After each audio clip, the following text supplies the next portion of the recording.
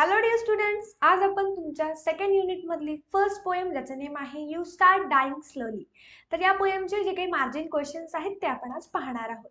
तर margin questions मध्ये काही क्वेश्चन्स हे कवितेशी रिलेटेड आहेत आणि काही क्वेश्चन आपल्या अदर बेसिस नॉलेज बेसिस वरती देण्यात आलेले आहेत. तर ते सर्व क्वेश्चन्स आपण या ठिकाणी पाहणार आहोत. तर चला सुरुवात करूया आजच्या भागाला. तर यामध्ये पहिल्यांदा सर्वात अगोदर पहिला प्रश्न लक्षात घ्या. What things can lead to a slow death? तर कोणत्या गोष्टी स्लो म्हणजे हळूहळू मृत्यूला आमंत्रण देत असतात किंवा मग कोणत्या गोष्टी या हळूहळू मृत्यूकडे जात असतात. लक्षात घ्या, उत्तर लक्षात घ्या. If we do not travel, read, do not listen sounds of the life and do not appreciate ourself, then we start dying slowly.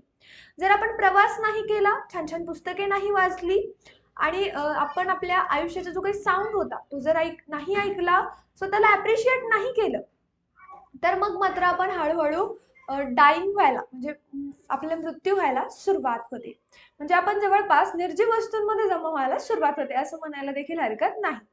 त्यानंतर नेक्स्ट लक्षात घ्या. Second question, what is that makes life worth living? Give 4 points. तर कोणत्या अशा गोष्टी आहेत ज्या गोष्टी काय करतात, आपल्या आयुष्याला वर्थ लिव्हिंग देतात, म्हणजे काहीतरी किमती जगतोय आपण, किमती आयुष्य जगतोय देतात. तर याचे 4 पॉइंट्स आपल्याला या ठिकाणी लिहायचे आहेत. तर त्यामध्ये फर्स्ट लक्षात घ्या, the incredible people that you met, our friends and family. तर असे असामान्य अशी लोक ज्यांच्याशी आपण भेटतो, त्यामध्ये आपले फॅमिली असतील, फ्रेंड्स असतील किंवा इतर सर्व असतील. त्यानंतर पुढे लक्षात घ्या, the amount of things you can do and see around the world. तर खूप मोठ्या प्रमाणात ज्या काही वेगवेगळ्या अमाऊंट्स ऑफ थिंग्स आहेत ज्या की आपण जगामध्ये पाहू शकतो आणि करू सुद्धा शकतो. त्यानंतर तिसरं आहे the absolute beauty of nature, the oceans, mountains etcetera.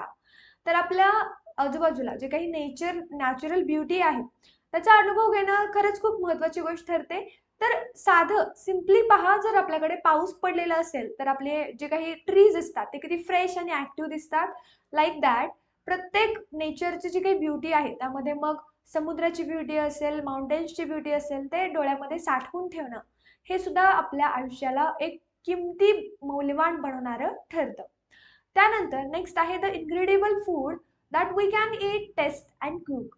तर असं असामान्य असं अन्न जे की आपण फूड काय करतो, तर त्याला शिजवतो, ज्याला आपण खातो आणि त्याची टेस्ट सुद्धा घेऊ शकतो. कुक करणं म्हणजे काय, तर शिजवणं.